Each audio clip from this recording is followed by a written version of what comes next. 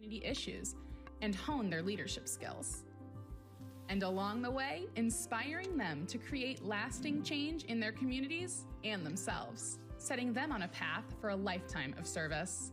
Foster growth in young leaders in your community with Rotary's Service Learning Resources, our new approach to youth service.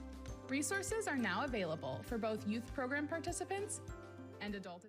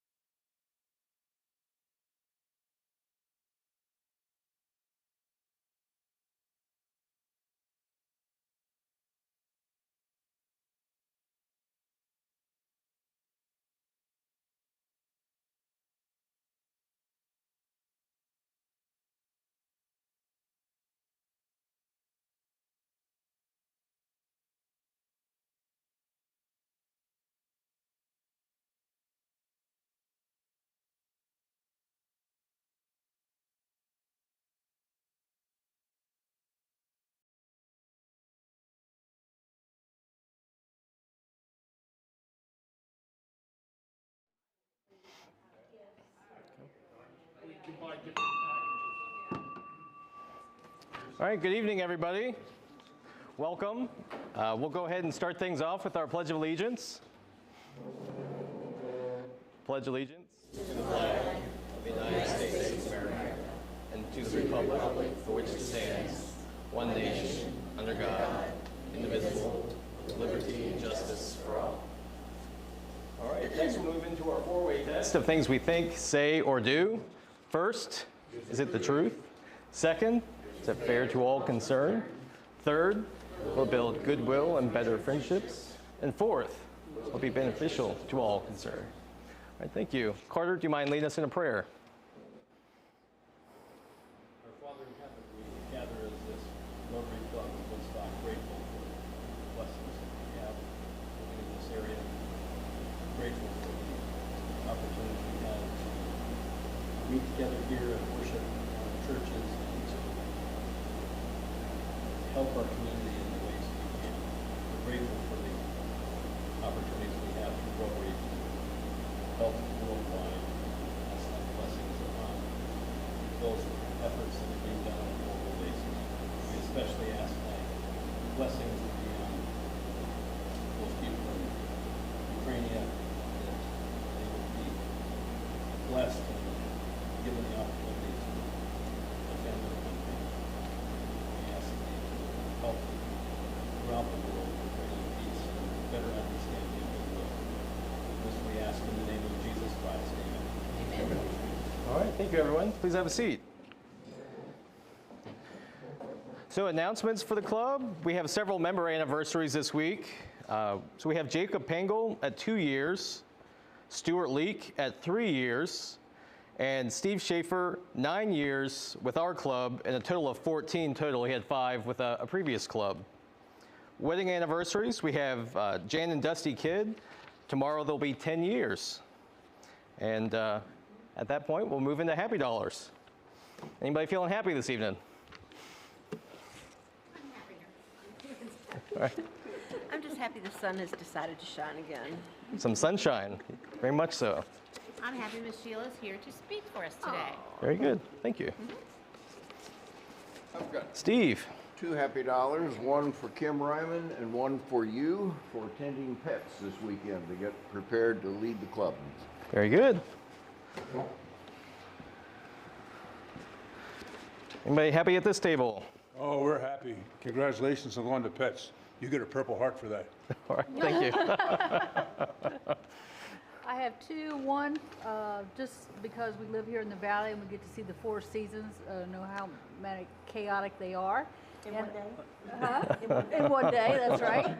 And 2, I'll do a plug for Shinpeiko. Saturday is our indoor yard sale. Please come. It is from 8 o'clock on. Very good. Now, she says indoor, but they even have a goat there, so. Yes, we have a goat. And I'm happy that it costs only $9 for the evening, and so I have $1 to put in for Happy Dollars. All right. All right. Oh, Happy for all the work that Hank puts into this club that Very people don't good. know. It's behind the scenes, but he does a lot. Happy for Hank. Very good. I'm just happy it warmed up again. All right, sounds good. Happy as able to spend some time with my kids during spring break last week. Excellent. Happy for the beautiful tree outside this door and hopeful that the frost the last 2 nights did not kill any buds out in the vineyard. Yes, very good. All right. Just happy. Great. I'm going to put in a happy dollar as well for going to Pets this weekend. All right. Thank you, everybody. So we have one guest this evening who is our program host. And so I'll turn it over to Ann at this point if you'd like to introduce our speaker this evening. Excuse me. I have Sheila Helsley here this evening, and Sheila lives here in, are you Edinburgh? It's Edinburgh. She's right on the line out there, Edinburgh, Woodstock. So currently, she has several different professions. She is a calligrapher and teaches calligraphy. She is from 1996 to present. She's also with Hospice Management and Bereavement Volunteer at Rotary Memorial Hospital through Sierra. She's also a certified massage therapist currently, and she's the owner, president, and sole member at McCarthy's Advertising and Promotions. But she's here today to speak about GAP, which is Grandparents as Parents, and she is the founder of GAP, and that's what she's going to talk to you about today. And then I'm going to pass around a book that y'all can look at that she's put together, some things from GAP, and I'm going to give you some freebies while she's talking. Come on up. Come on up, Sheila. Thank you.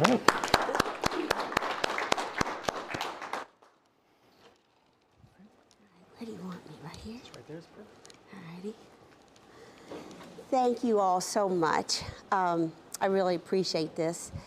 The more you know about groups like ours, and ours is very different. There's only one of us, as from Rockingham County to beyond. So Shenandoah County has something really special because of that. I do have to thank Mr. George Schaefer, because he has supported GAP from day one. He would give me a call with leftovers. Cindy Huss would gather things up. I'd meet her in the back of the store at 11 o'clock at night sometimes. It'd shuttle over things into my trunk, and then I would sound the alert to the GAP parents the next day, and they would come and get the food. So nothing was wasted. And George saw to that. I really appreciate that. Whether it was soups or he was catering, Cindy would pack up those leftovers and make sure that many, many families was able to enjoy that instead of it just going to be trash. So thank you, George, very much. I have a little intro that I'll read to you. It's kind of basic, but I don't think you'll understand what our group is about unless you know from the beginnings and why it was started and what these GAP grandparents are facing every day. Everybody has a different story.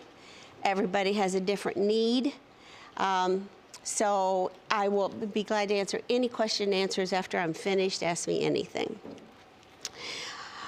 My name is Sheila Helsley, born and raised in Shenandoah County and living in my home place on Sonita Road since 2004. We came back after my mother passed, and I was able to have 10 years caring for my father, William Helsley, before he passed. My family consists of my granddaughter, Alexis, who is 22 and just completed her teaching degree at JMU in drama and theatrical design, and she has been a teacher since January 1 at Potomac Shores Middle School in Northern Virginia. Extremely proud of that. And Dylan is 13 and a half, who spent all his schooling at WR and Peter Muhlenberg. And what is so funny is that they attended the same schools I did 2 generations later. I have raised Lexi since she was 2 and Dylan since he was 9 months old. There have been 14 court cases, 8 for Lexi from Newport News, Chesapeake, Rockingham, and Shenandoah County, and 6 court cases for Dylan between Rockingham and Shenandoah counties. I received sole custody, visitation changes, and name changes for both. The reason I have full custody of the children, like many Gap families, were due to drug and addiction issues, and they were all in child endangerment cases. This was from my only daughter. It's the hardest thing you ever have to do, even harder than making the commitment to raising these children, whatever age they are and whatever age you are, is to say in court, my child is an unfit mother or father, and they're a danger to their children. I had to say that. I had to keep them safe, and that was the only way to do it. And being with me was their only option. Both have different fathers, both of no help in the support ever. There's also a middle granddaughter who lives with her father and paternal grandmother here in Woodstock. She was born heavily addicted from birth and had to stay in UVA for several months until she was able to go home. Lexi was very lucky, as my daughter's drug abuse was the heaviest before her birth. With Dylan, he was not as fortunate. For the first 2 months of the pregnancy, there were many unknown drugs in utero, and she was taken to Fluvanna Correctional Unit for Women. In the first 9 months before I could get custody, he was in an active drug apartment around his formulas, food, when he was fed, where he played. Since preschool, Dylan has shown behavioral issues that I knew from the beginning were not normal. And so after in-depth evaluations at JMU and Dr. Gerber at the Harrisonburg Behavioral Health, the diagnoses were confirmed. Anxiety, depression, Tourette's, severe ADHD, high-functioning autism, disruptive mood disorder, impulse control, sensory processing dysfunction, and eating disorder. All this is so personal, but as you can begin to step into our lives, you will understand that I am an open book, and you may ask anything about what our life has been like. There is so much that goes on into the commitment of raising these grandchildren from a second generation. 95% of our group has some, if not all, these problems to help cope through their parents' addictions. Mostly, I'm so thankful for many friends, church family at Emmanuel Episcopal, excellent behavioral professionals in so many areas. I'm also most thankful for Medicaid and for TANF. There was no way I could have done this because Lexi had serious asthma issues, but Dylan needed the most care with all his emotional and behavioral issues. So many doctors and therapists. Sadly, our next step, after 20-some counselors and three pediatric psychiatrists, was for him to be admitted to North Springs Behavioral Health Center in Leesburg last June. This shook me to the core. I lived for those 10-minute calls and visits every 3 weeks. My first GAP meeting was held in the March of 2018 at Emmanuel. There were so many grandparents doing the same thing that I have done that I knew we desperately needed, an organized, sustained support group in our county. It has grown from meetings to a private GAP page of over 350 active members. It is a closed group, so they can talk to me or make mention of anything that the members will have are privy to. We have twice yearly huge yard sales, free yard sales, to collect money for our emergency needs to grandparents and grandchildren. And these yard sales are free to GAP families. So I have people from all over the community that give items to me. They're stored in my garage, toys, clothing, appliances, furniture, all kinds of things. And then we pull them out at the yard sale time. Or if there is a very immediate need, I will go back and I'll look through the clothing sizes or whatever. But these things are given. The community gives us those. And it's free to the GAP families. Last time there were 35 families. I'm just counting each family that went through, got everything they needed. And on top of that, I made $2,000 from the public who came in and got what they wanted but gave us donations. So it's a pretty clever thing. I just want to thank you so much for your time and interest in GAP. It's a big subject. It's a big issue. And I can't give you any numbers, but I do know that the schools are battling that with these new counselors that have been hired for this year. And we see about 4 counselors per week. And all of them I have asked, what's the percentage of GAP families to just regular families and children? And they all say 1, maybe 2. The rest of their business, their client base, are grandparents-oriented GAP children. So, you know, if that tells you the need. I like to start with saying, you know, how many of you were raised by grandparents or an aunt or an uncle or someone in your family that stepped up and did what needed to be done? So yeah. But if you don't have that idea, it really is an amazing option, because these grandparents just step up and do it. I didn't hesitate. I was 40 when I got Lexi, and I was in my 50s when I got Dylan. I'm 64. I just had a 64th birthday. So, you know, I have 5 more really long years to go. And with his issues, because of the addictions, I don't know what those 5 years are going to look like. But he is home. He is home with me. We are in the home place that I grew up. So specifically for these kids, RAD, reactive attachment disorder, we're that story. We are that story. I am the one that gets it all, everything. It's the trickle-down effect in a big, big way, because he knows I am there. I will love him. I am secure. I am there. So we have a lot of behaviors, a lot of language issues, and it's all directed at me. However, A+ at school, A+, straight A's at residential. His IQ is so high, he has such a mental grasp. And I say, you know, you say, oh, they really think outside the box. Dylan's out here, and it is amazing what his capability is. And so for me, I am hell-bent and determined that I am not going to stop until he gets what he needs to create the best life that he can have with the gifts that God has given him. And I know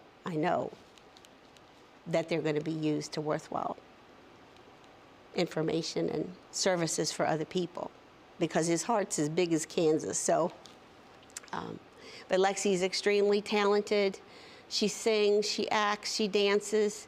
She was the director of her first school play, The Wizard of Oz, the other week, and I could hardly get my chest out the door. I was so proud.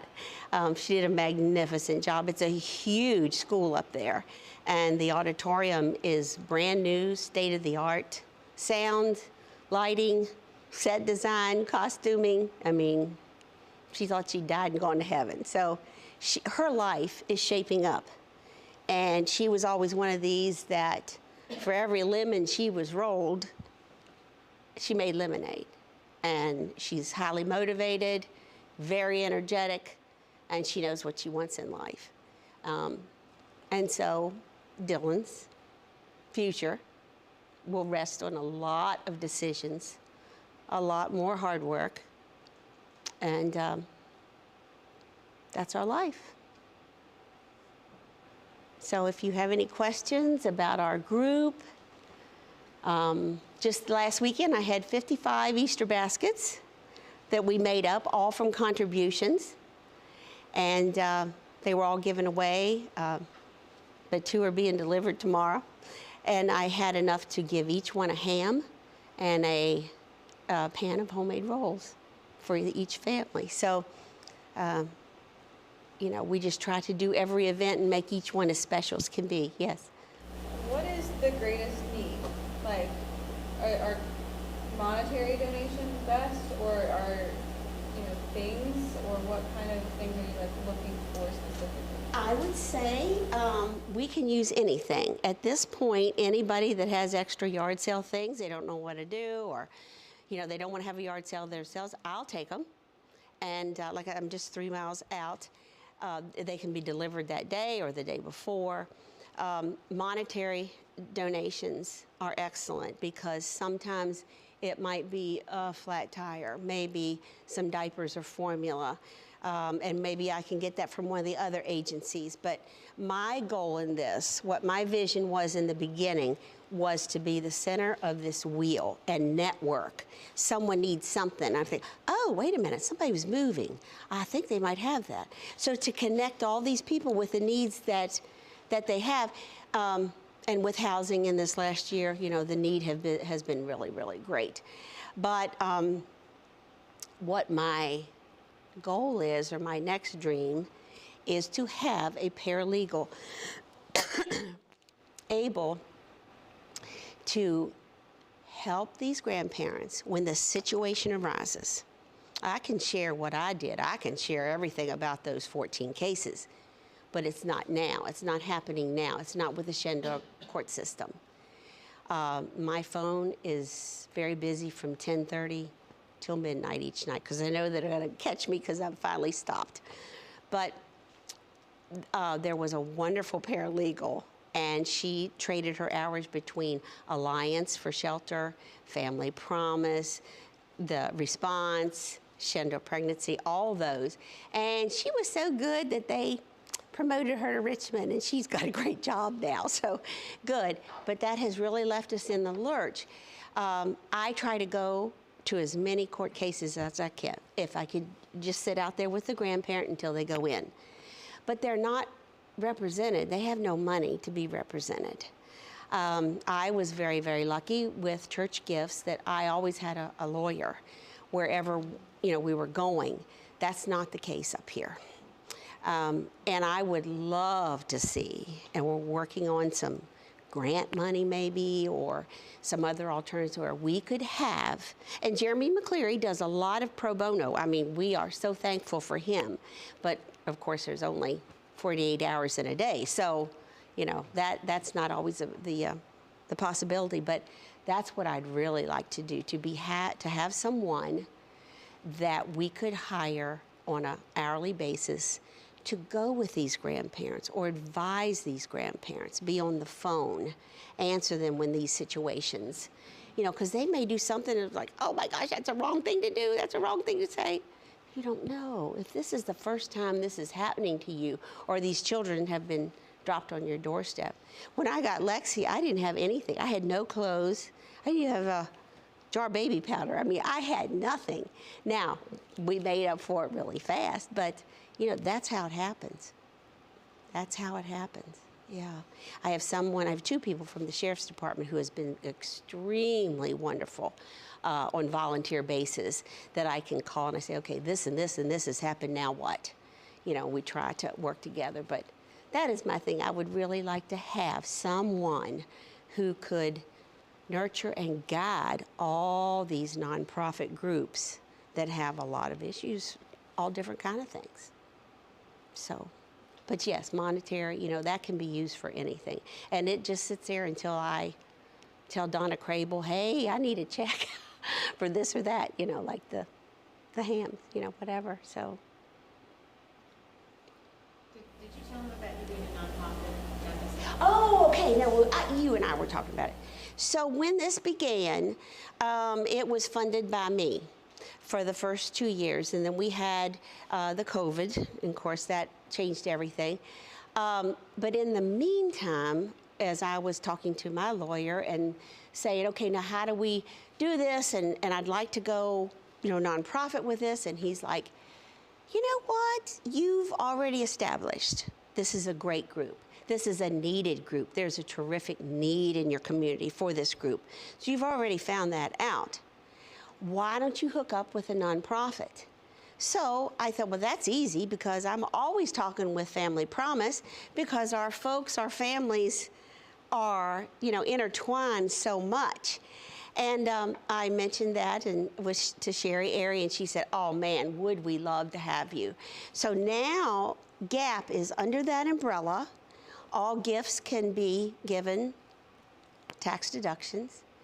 And yet I have, like for bigger expenses, I'm not the one making the choice. I said, hey, Sherry, how about this? Well, now what do you think about that? You know, I said, okay, I'll go half, you go half. Okay, it's good. You know, I have someone other than me to start making these bigger decisions. And, you know, I want that to be all above board and open. So yes, we are with Family Promise, and any gift that's given is tax deductible. So.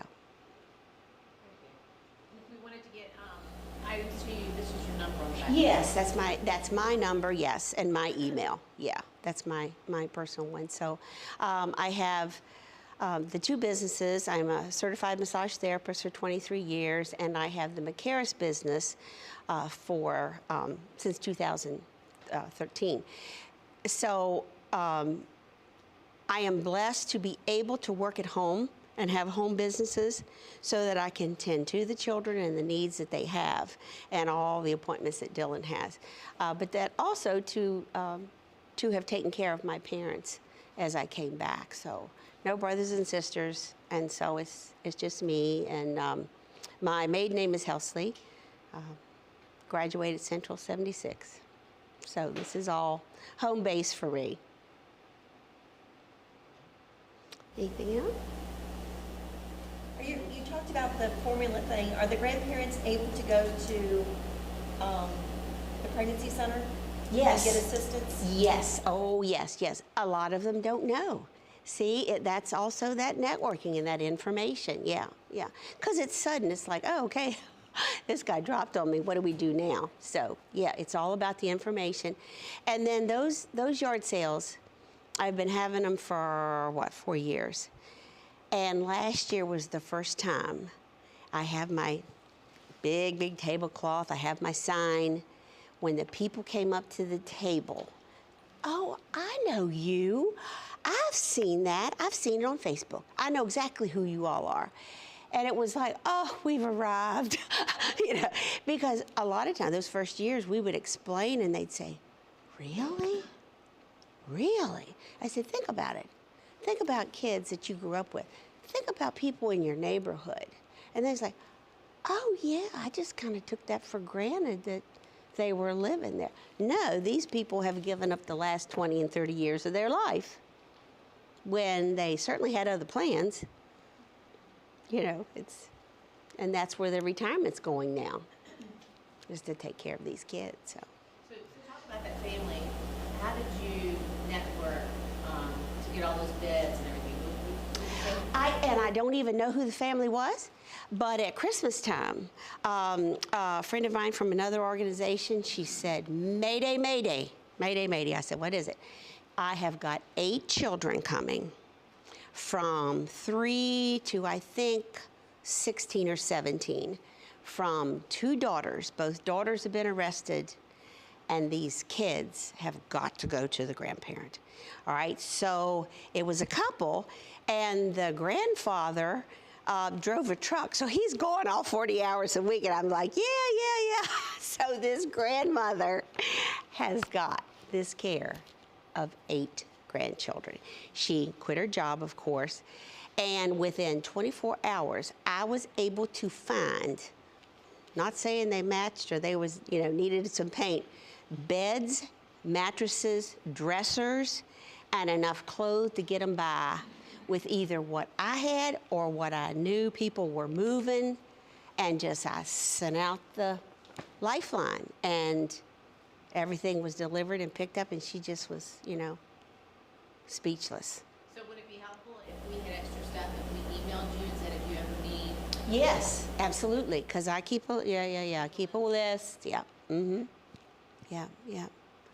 Furniture is a big thing, they're not particular, but when they need it, they need it,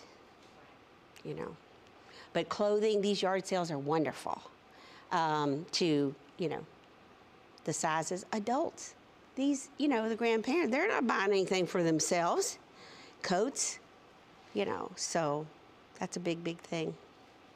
It's just there's need. There's a lot of need, and it's right here in Shenandoah County. And that's if you go away from anything from my talk, it's here. So, but I thank you so much. There's all kind of party favors. I always like to leave party favors. So my information's on there. Help yourself. Please don't be shy. Take all you want, and I'm available. There's my email address too. So thank you all. Thank you very, very much. Thank you. So a practice that we've been doing the last few weeks is having one of our newer members just give a brief introduction and overview of themselves, how they became interested in Rotary, and then passing our token over to a more established member, again for the same thing. So we've upgraded our token that we're going to be using for our lip sync award. So I'm going to pick on somebody here. Yes, thank you.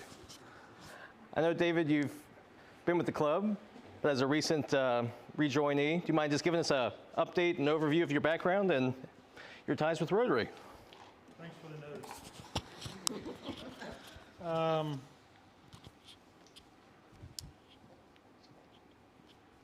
Grew up all my life, I guess, here in Woodstock. Graduate of Central High School, graduate of Virginia Tech. I work at Bank of Clark County. I joined Rotary the first time in 97 or 8 when I was working here in town. My great-grandfather was a founding member and past president. My other great-grandfather was a past president. My grandfather was a past president. My father was a past president. When I was here 20 years ago, I was a past president, and fortunately, what allowed me to come back was offering the night, being able to be here at night, because I work in Winchester. So I left, I guess, 20 years ago because I was working out of town. It's kind of hard to make a noon meeting when you're in Harrisonburg or Winchester or Northern Virginia or whatever, so it didn't work out. So very fortunate to be back now. I love the club. Been part of my life since I was probably born with my grandfather and father and so forth. So very glad to be back. I guess I'm not using this right. I'm playing with it. So. If you just want to pick on somebody else, maybe a more established member of our club, and have them do the same. More established member. Well, one of the people I really enjoyed, I recognize so many from 20 years ago, and unfortunately I'm not able to go to the new meetings and see the other ones, but one of the members I really enjoyed, I like to pick on as well, will be Rick. Okay. My name is Rick Cladding. I'm originally from Brooklyn, New York. I moved here in 1974 after I did a stint in the service. I was at Bethesda Naval Hospital, and I had a great job. I was an operating room technician for open heart and thoracic surgery. It was during the Vietnam conflict, so I pretty much stayed there. And that's how I found out about the Valley. And then through some friends of mine who lived out here, found out about this place called John's Manville that was opening up a plant. So I came out, I interviewed for a job as a production supervisor, and over the years I went different jobs. I became plant manager, and I held that job for 14 years. I retired early because I could, and joined Rotary. When I joined Rotary, it was kind of an unspoken rule that anybody in management joined Rotary because you got to know the who's who in the community. You know, the people in the banking system, people in the investment community. So that's why I joined Rotary. My first, what I would call Rotary Epiphany, happened when I went to a district conference. I think Ed was president, and he said he'd go into the district conference, and I had never been before, so I went. And when you find out what Rotary does, I was like astounded. And that's when I really became involved in Rotary. I've been president twice. I was assistant governor for 3 years and enjoyed it. But I think Rotarians are great people. They're a lot of fun to be with. I think Rotary does some tremendous things. One of the things I did when I was assistant governor, we had 5 clubs, and I would list all the accomplishments of each club at the end of the year. And you go through it, and it's page after page after page of coats for kids and dictionaries and whatever, just amazing things. And I thought about that, and just that's what 5 clubs do. And I think there are, what, 82 clubs in our district, or 83 clubs? And then God knows how many throughout the world, but all the good that Rotary does, it's fantastic. And it's done by people like you, and which has made a real enjoyable experience for me, so. Perfect. Thank you very much. Thanks, David. All right. So the final announcement I have is just a reminder that we have Community Safety Day that we'll be assisting with. And so we're still looking for volunteers. That's on May the 14th. And so if you're interested, please go to woodstockrotary.com and add your name to the sign-up list. And we'd appreciate your support. And anybody else have any news or announcements for the club? This is my little plug that we are full with programs through June. So that means we're not full in July. So don't make me call on you if you haven't done one. Please just go to the website and sign up. If not, if there's days that I'll give you weeks notice, but I'm gonna have to go back and say, hey, you haven't done one in 2.5 years, so it's your turn. That's how it's gonna have to go. So, thanks. That's really it. Lacey, Right, thank you. Is there a way to see who all the past speakers have been, like the past year's views, so we don't like?